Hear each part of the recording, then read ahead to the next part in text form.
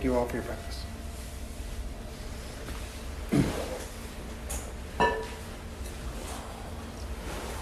So tonight's talk is kind of a bummer. Yay. Yeah. I mean, not really. It is and it isn't. I guess we'll find out. So this past week, a good friend of mine had a heart attack. Yeah. And he has been unresponsive in a drug-induced coma since Tuesday or Wednesday?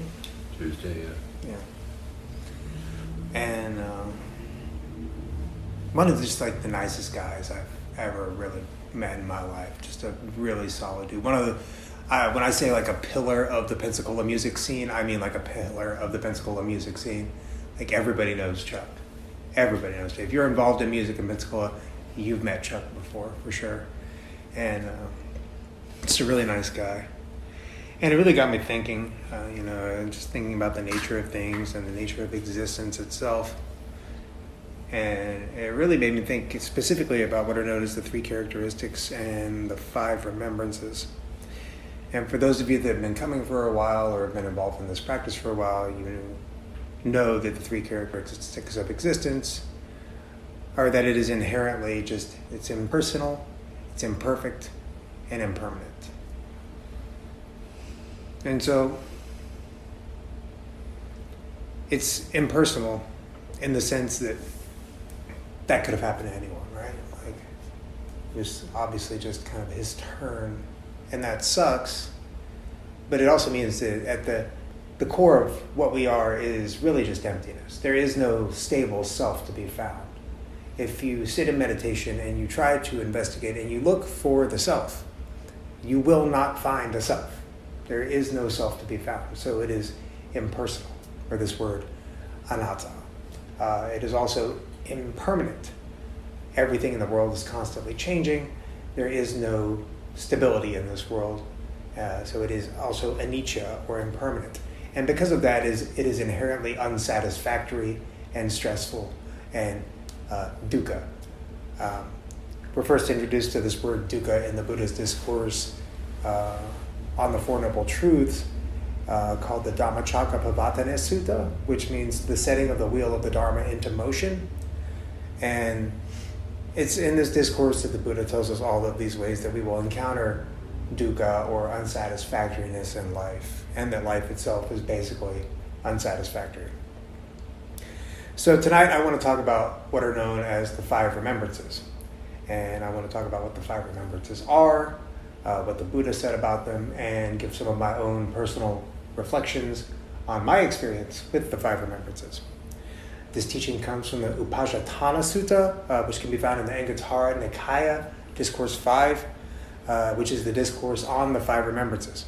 And this sutta specifically focuses on the 5 remembrances and their importance in cultivating wisdom and spiritual practice. These contemplations encourage us to reflect deeply on the nature of our own existence and help us develop a greater understanding of impermanence, suffering, and ultimately the preciousness of life. You ever think about how lucky you are just to be born a human?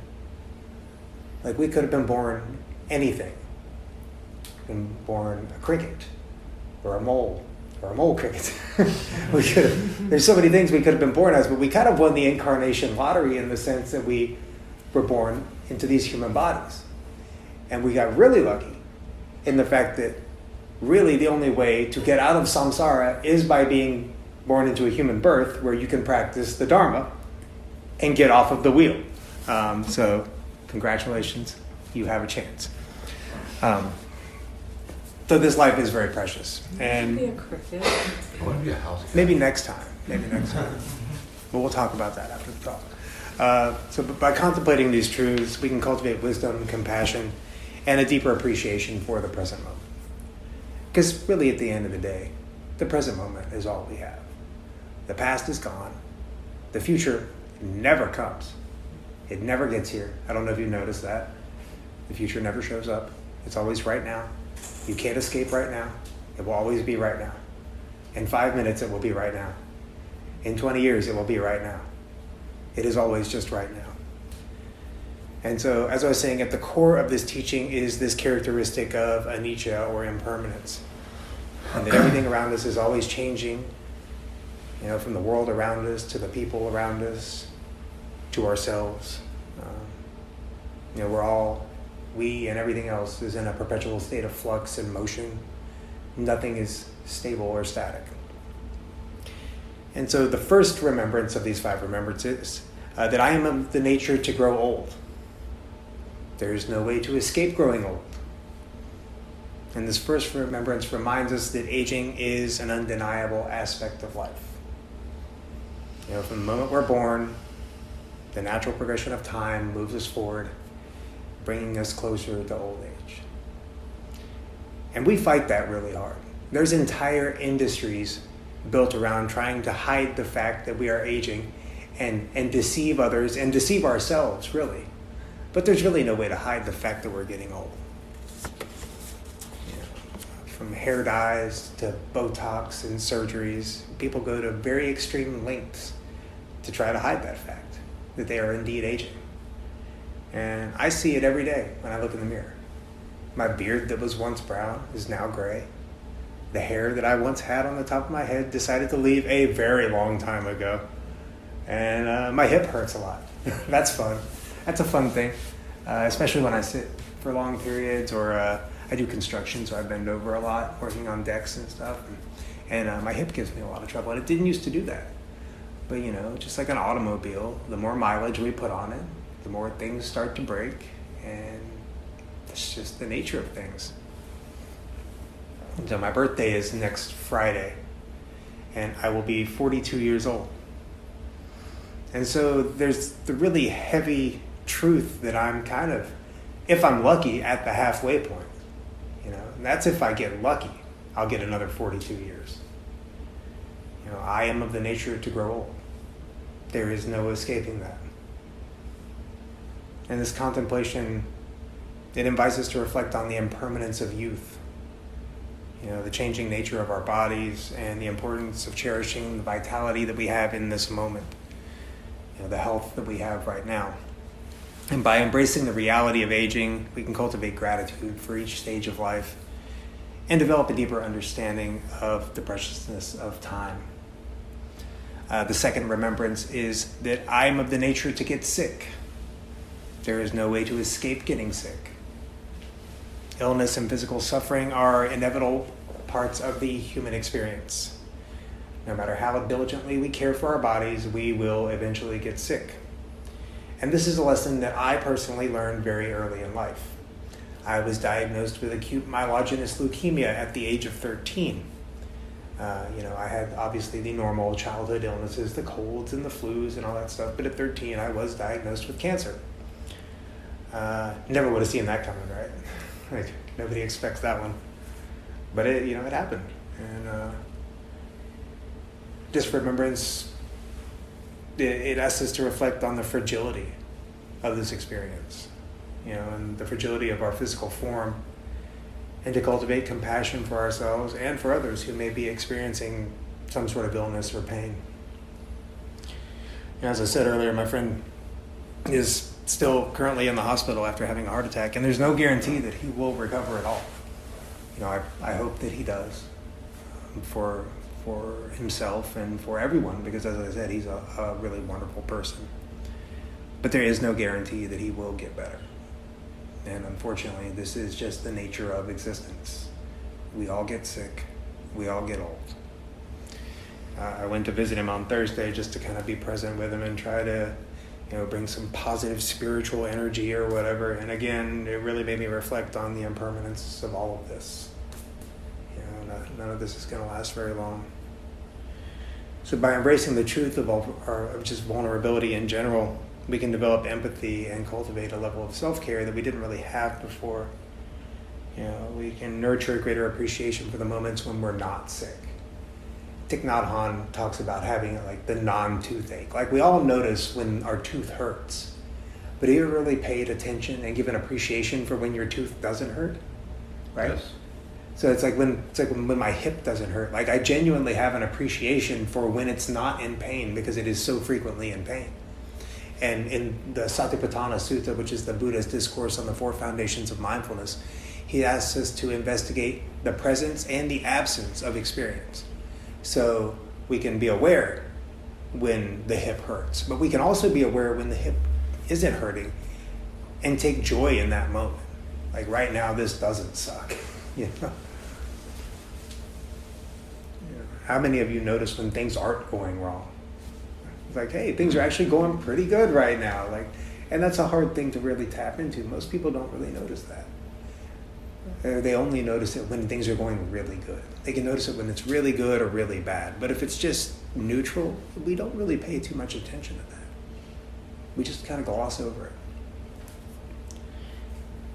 You know, it takes this level of mindfulness to see that. Just to see when we are okay. When things are going well. And when things are shit. I mean, it's a lot easier to notice when things are total shit, but you can develop a practice to notice when things are going well. The third remembrance is that I am of the nature to die. There is no way to escape death. Death is a universal truth that awaits each and every one of us. It's like we're all on a conveyor belt, headed to the same destination, and some of us just fall off a little quicker than others. And this contemplation can be challenging, but it holds the potential for an immense amount of wisdom. And it's not something that we really think about too much in Western society and in America in general. We really push away from the thought of death. The thought of death makes people uncomfortable. They don't want to think about that. But in truth, at least in my own experience, it's not death that we're afraid of. It's the not being alive. Because being alive is all that we know. It's all that we have ever known. So it's the fear of the unknown that we're really afraid of. Not death. We just don't know what happens. And that's what we're afraid of. There's this level of uncertainty. And death has always kind of been interesting to me. When I was growing up, I got taken to a lot of funerals. I don't know why. My grandmother thought it was a good idea to drag me to so many funerals from the time I was like this tall. But death was kind of like always in my face. And then even more so in my face when I got sick. You know? And I didn't really think about how helpful going to all of those funerals was at the time. But honestly, it was. It was really helpful to me, and it still is. You know, it demystified death for me. You know, a lot of people are, as I said, shielded from death. I know people that will never take their children to a funeral. Oh, I don't want to expose them to that. Like, what, the truth? You don't want them to know the truth? That this is not a permanent thing? Confucius has this quote, "We all have two lives, and the second begins when we realize that we only have one." How many of you is that true for? Right? You're like, holy shit, this is going to be over. Like, we start looking at our lives in a little different way. We start appreciating things more. We start valuing things more. You know, the awareness of death can inspire us to prioritize what truly matters and let go of petty grievances and foster deeper connections with others. You know, embracing this remembrance helps us to live life with authenticity and with purpose and a sense of urgency to make the most of it, because it is impermanent and it's short. Like, in the grand scheme of things, this is a short ride. You know, I've been part of a year-long practice that started in, I think, March. And it will culminate next March. It's called A Year to Live, and it's basically a reflection on death. So basically what we're doing is me and the other participants and the cohorts in it are living this year from March to March as though it was our last year to live. And like, how would you live your life if you knew this was your last year to live? What decisions would you make? You know, would you tie up your loose ends? Would you pay off your debts? Would you let go of the petty bullshit that we all so easily fall into? Will we make amends with those with whom we've had issues? And I feel like this practice does land a bit differently for me because as I said, I did face what could have been a terminal illness when I was 13. And in most of the, I'm pretty sure that most of the other participants have never experienced that.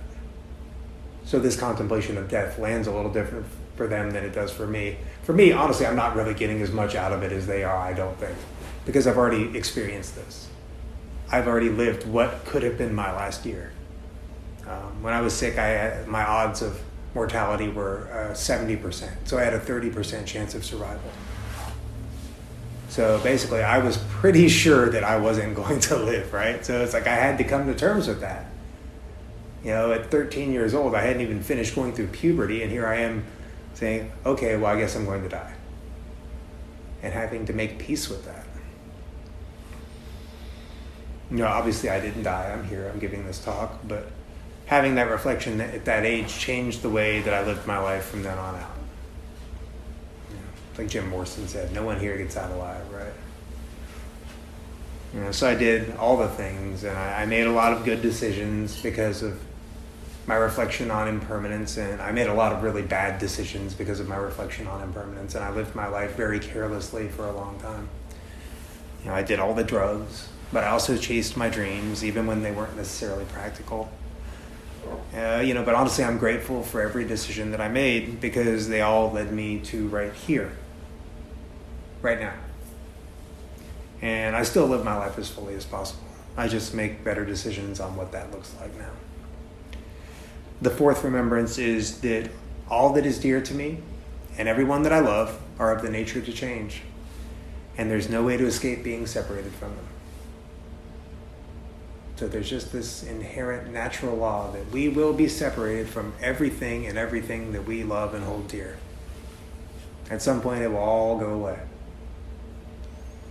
You know, change is an inherent part of life, and this remembrance speaks to the impermanence of our relationships. It reminds us that the people that we hold dear, the bonds that we cherish, and the experiences that we treasure are subject to change and eventual separation. And this has the potential to create a lot of suffering if we don't understand that impermanence is a reality of this experience. In the Dhammapada, the Buddha says, all conditioned things are impermanent. When one sees this with wisdom, one turns away from suffering. You know, think about it for a minute. How many friends have you lost? Either to death or for other reasons. You know, this remembrance stares me in the face all the time. I've lost a lot of friends to addiction. And honestly, lots of other circumstances. A side effect of the chemotherapy that I received when I was younger is that I cannot have children. And so I've lost a lot of friends to that. You know, as you grow older, people have kids, and then they kind of take on this, they are reborn as parents. They are reincarnated as parents. So it's like the friend that I had died, and they are reborn as this other thing, and they don't have time to hang out and do hood rat shit with me anymore because I don't have kids, right? And that's fine. Yeah, that's cool. I'm happy for their reincarnation and their new lives as parents. And they're awesome parents too. You know, they just have obligations and commitments that I don't have, and we've just lost touch. Well, a lot of them anyway.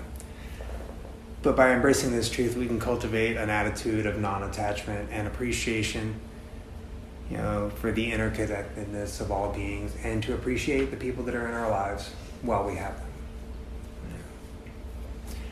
We learn to love deeply, yet hold our relationships with open palms. You know, allowing them to evolve and change without causing unnecessary suffering. Alan Watts said that the only way to make sense out of change is to plunge into it, move with it, and join the dance. Now, I'd be inclined to agree.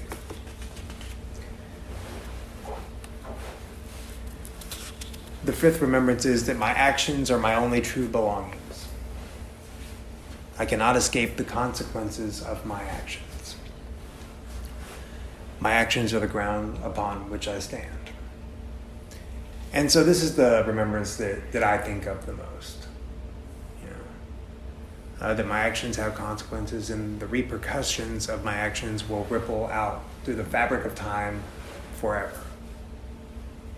You know, all of the unskillful acts that I was party to during my addiction are still echoing through time right now. My drug use led me to committing crimes, which led me to having felonies, which led me to having a pretty sizable amount of difficulty in life when it comes to very basic things like finding a decent job and finding a decent place to live. A couple of years ago, I was actually going to volunteer for H&I and go to the jails. And when I was there, talking to the program manager, I had to get a background check and all this other stuff. And I had pitched a meditation group to him. And he thought it was a really great idea, and he wanted to go forward with it and do it. But my background check came back and said, no, you can't do that. At least not yet. It may be a time thing, maybe with enough time between my last conviction and now, like I said, that was a couple of years ago. Maybe I can do it. I don't know. Maybe not. But that just goes to show that my actions of the past are still echoing through to the future. It's like dropping a pebble into a still pond. It just ripples outwards, and it ripples outwards forever and ever and ever.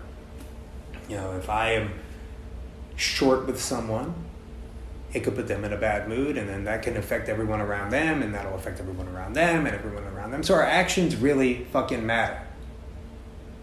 Our actions matter. Everything we do. It might seem completely innocuous. It fucking matters. Everything. And I mean that. We have to be mindful of everything we do. And I mean, that's not saying I'm perfect at it. I still fuck up. I'm a human, I'm not some fully realized awakened being. I'm not the Buddha. I'm sure he still fucked up too. I'm pretty sure I've read some suttas about that.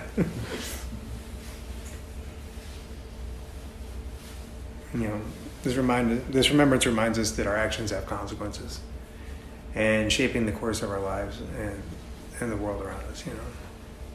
It invites us to examine our intentions, our words, and our deeds, recognizing the power that we have to create both joy and create suffering. As I said, when we bring mindfulness to our experience, we start to see that quite literally every decision that we make matters. The natural law of cause and effect dictates that. So these days, I try to make the best decisions that I can.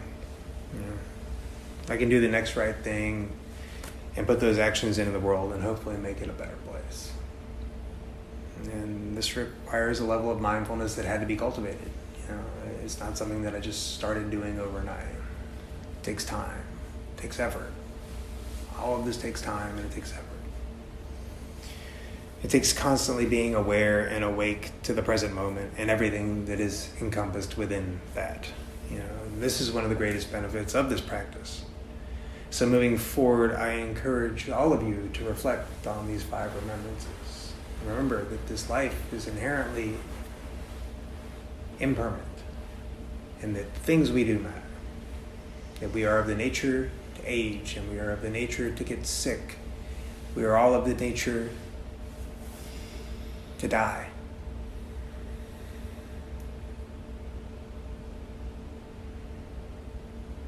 And that our actions matter.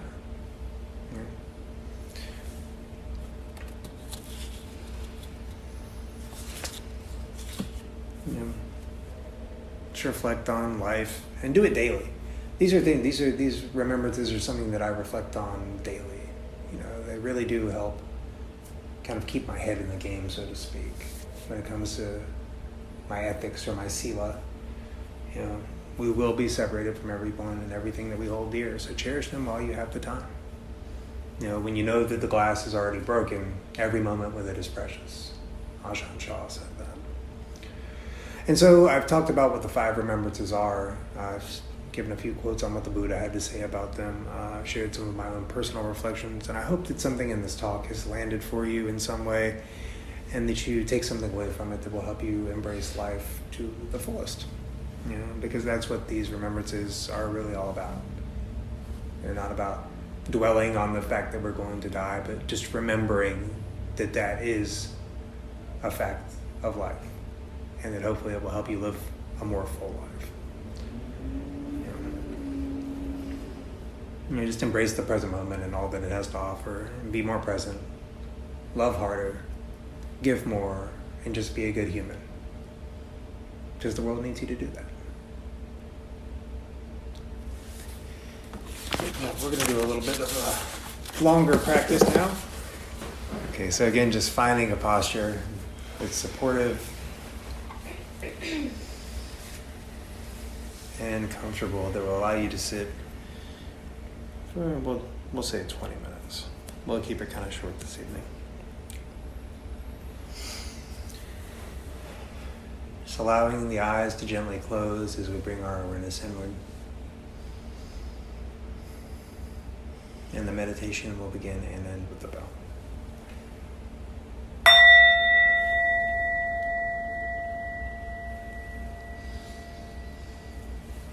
So begin just checking in with the body and scanning from the top of the head to the tips of the toes and just relaxing any points of tension that may be felt.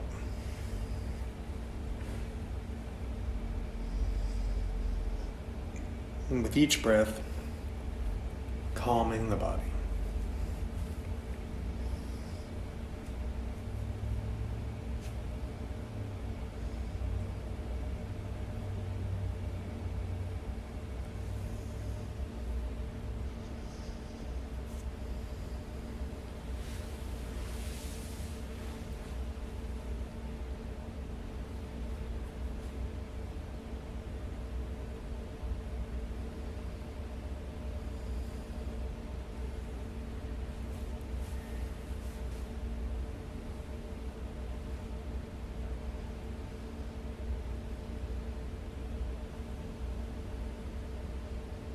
Just letting go of any ideas of how this practice should or shouldn't be as we arrive in the present moment.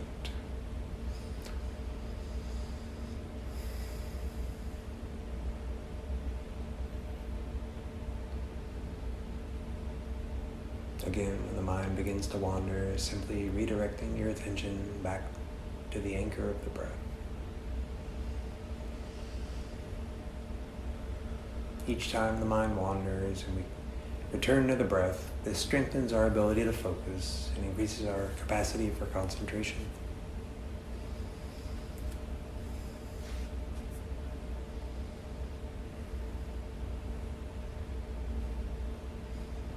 Just maintaining focus on the nostrils and the triangle-shaped area between the nose and the upper lip.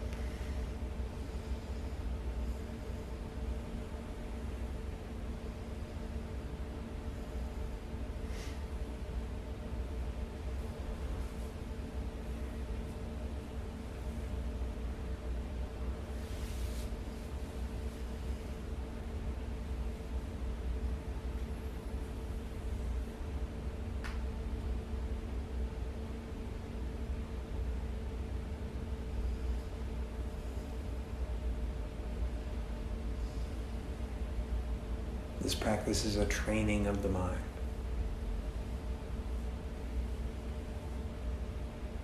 It can be relaxing, but that is not the point of this practice. The point of this practice is to see the true nature of reality, the imperfect, impersonal, impermanent nature of all things. Noticing the rising and falling of the breath and the impermanence of the breath itself. Observing how the lungs breathe on their own. How no action is needed. How this breath is impersonal.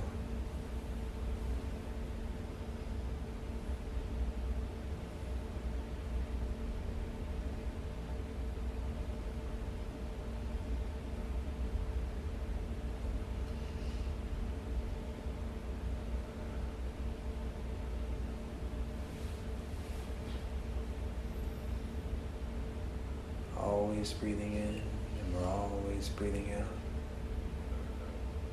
One day, we'll breathe out and we won't breathe in again.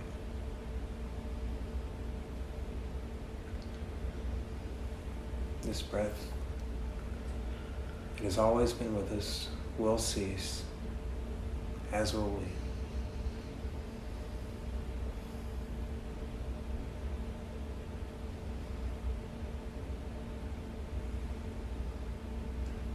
reflecting on the talk, reflecting that we are of the nature to age, that we cannot escape aging.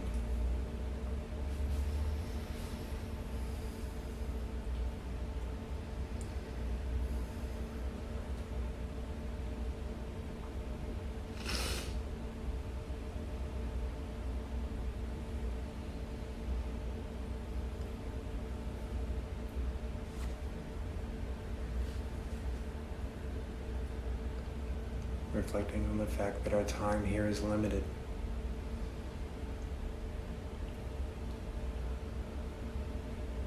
Best we make use of it to the best of our abilities.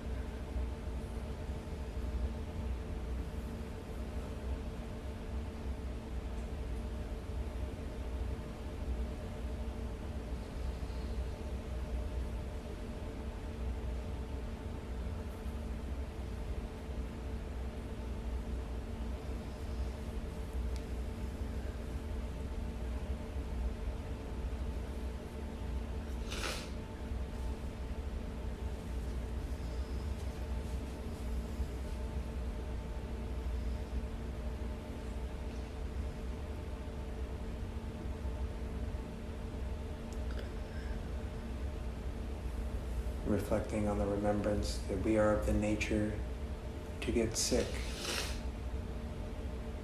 We cannot avoid illness.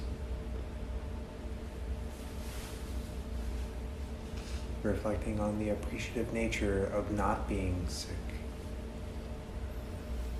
Embracing the time when we are well. When others are well.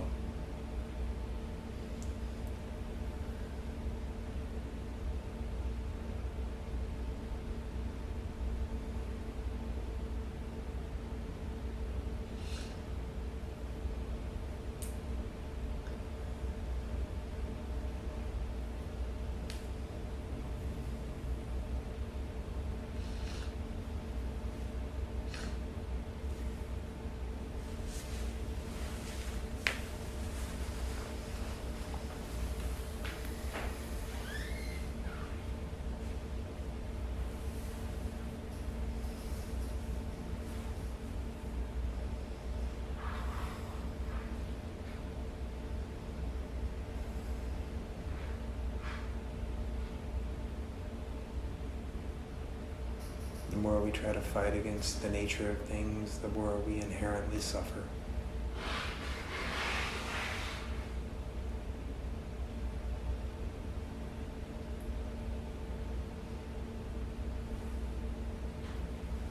Embracing the reality of the moment and understanding that right now it's like this.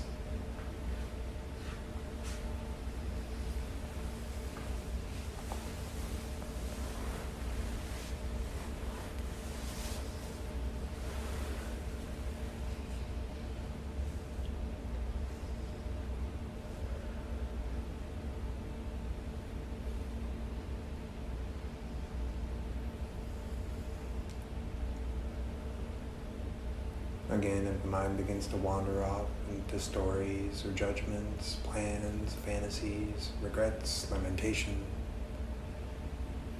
just coming back to the anchor of the breath and calming the mind before returning to the reflection.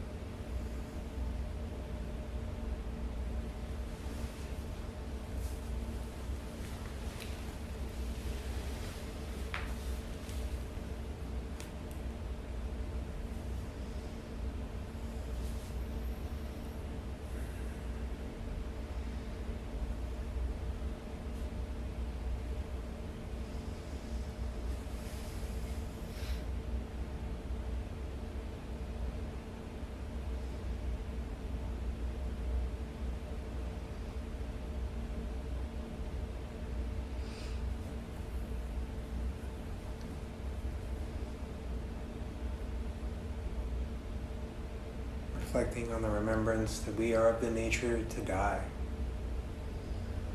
that death is unescapable,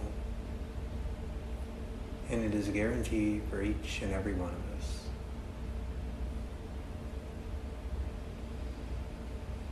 We don't know how, we don't know when, but we know that it is coming. Again, reflecting on the impermanent nature of existence and understanding that our time here is very limited.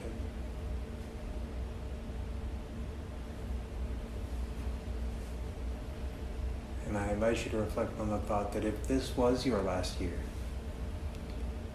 how would you spend it?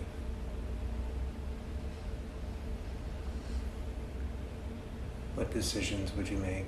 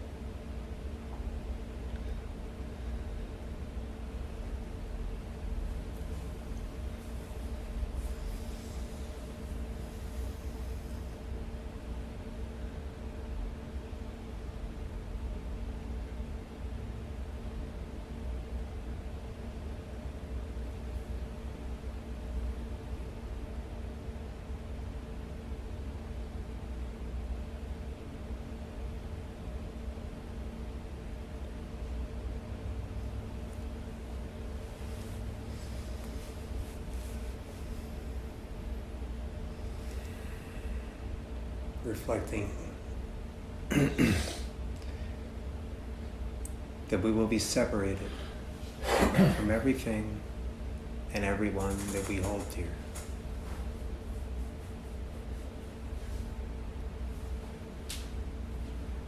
Everything we cherish will be lost eventually.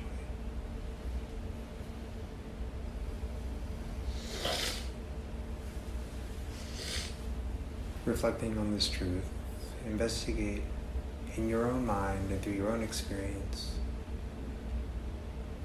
how this truth will impact the way you live your life.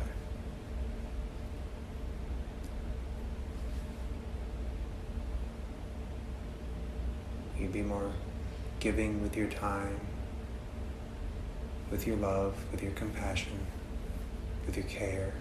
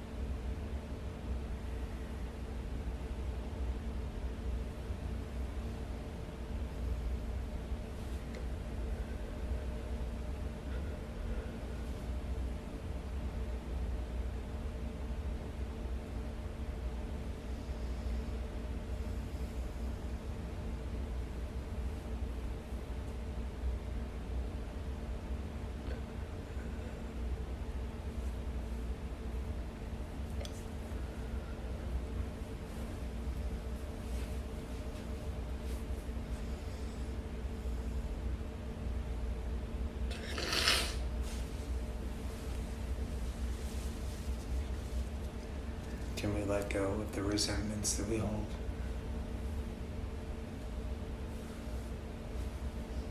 And share kindness with even those that are unkind to us?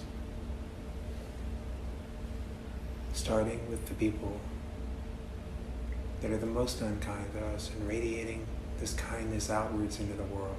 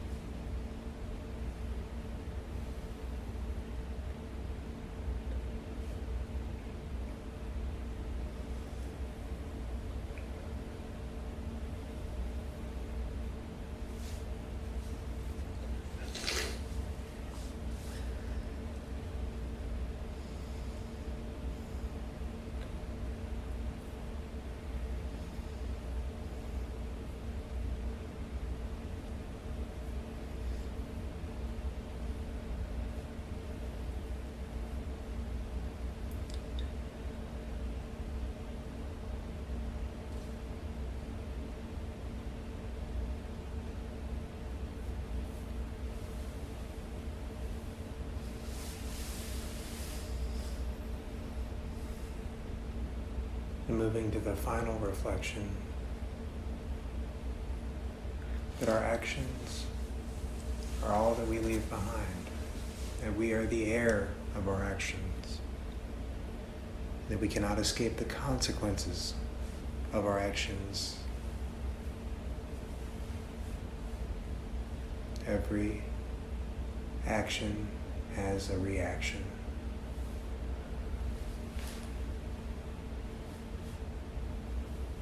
Reflecting on your moral conduct and your ethics,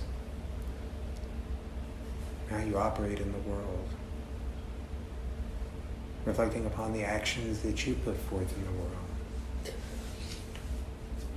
Reflecting upon your own intentions.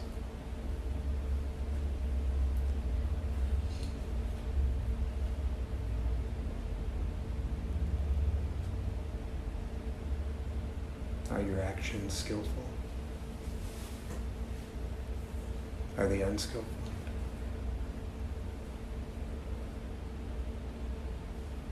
How do your actions affect yourself?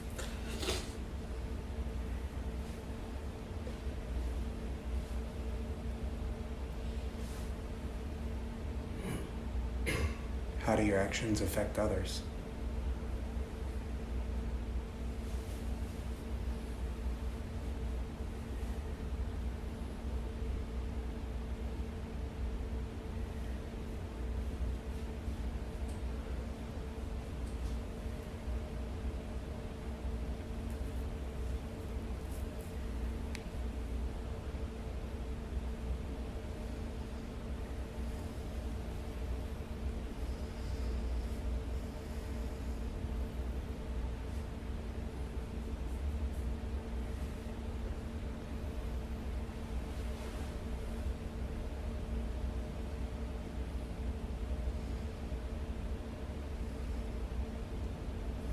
You may have heard the phrase, esteemable people do esteemable things.